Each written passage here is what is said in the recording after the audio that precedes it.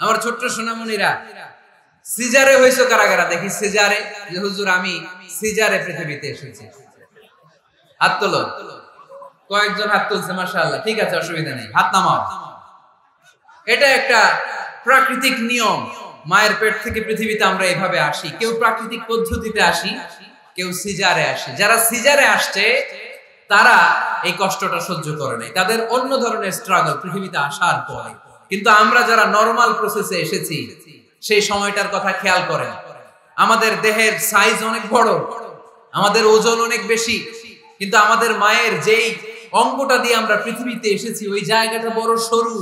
খুব ছোট্ট একটা জায়গা দিয়ে এই বিশাল দেহ নিয়ে আমাকে সংগ্রাম করে আসতে হয়েছে, ঠিক কিনা? এবং এটা ল্যাবরেটরিক্যালি প্রুভড, সায়েন্টিফিক্যালি অ্যাটাস্টেড যে এটা একজন বাচ্চার জন্য, নবজাতক নিউবর্ন বেবির জন্য খুবই স্বাস্থ্যকর, খুবই হেলদি। কারণ এই ছোট্ট জায়গাটা দিয়ে, মায়ের ওই ছোট্ট অঙ্গ দিয়ে আমরা যে পৃথিবীতে আসি, আমাদেরকে একটা চাপ সহ্য করতে হয়। ওই চাপের কারণে আমার নাকের ভিতরে, কানের ভিতরে যে ধরনের দূষিত গ্লিসারিন আছে, পদার্থ আছে, এগুলো সব বের হয়ে যায়। আর এই প্রচন্ড চাপটা আমাদের দেহটাকে কর্ম সহিষ্ণু হয়ে গড়ে তুলতে সাহায্য করে। কোন সুবহানাল্লাহ। সেই দিন আমরা স্ট্রাগল করে পৃথিবীর বুকে এসেছিলাম। যেদিন মায়ের পেট থেকে যুদ্ধ করে আমাকে পৃথিবীতে আসতে হয়েছে, ওই দিন আমার কান ছিল? এখনকার মতো কানের শক্তি ছিল? এখন যে হাতে শক্তি, ওই শক্তি ছিল? ওই কঠিন পরিস্থিতিতে যদি আমি সংগ্রাম করে টিকে থাকতে পারি, বর্তমান সময়ে আমাদেরকে কেউ আটকায় রাখতে পারবে না, পারবে না। ইন্নাকা কাদিহুন ইলা রাব্বিকা কাদহান ফামুলাকি। আল্লাহ বললেন, ও বনি আদম, তোমাকে কষ্ট করতে করতে আমার কাছে আসতে হবে।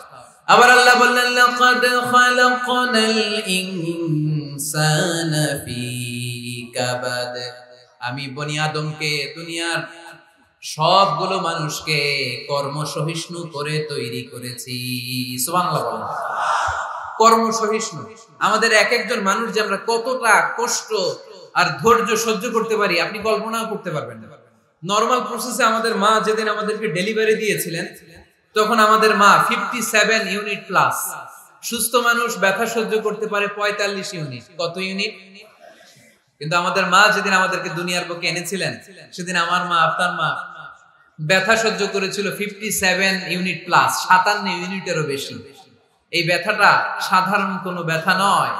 একটা অ্যাক্সিডেন্টে আপনার দেহের 20টা হাড় বা হাড়টি ভেঙে গেলে যত ব্যথা, তার চেয়েও বেশি ব্যথা আমার মা সহ্য করেছিলেন। আমার মাকে ওই দিন এই ব্যথাগুলো সহ্য করার তৌফিক দিয়েছিলেন কে?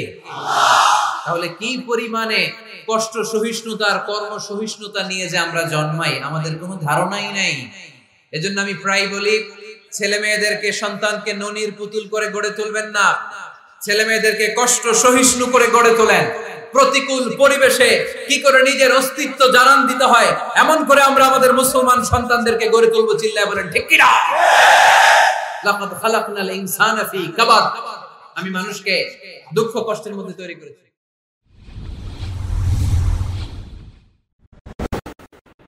ইউ টার্ন ওয়াজ মিডিয়া, ঘুরে দাঁড়ানোর অঙ্গীকার।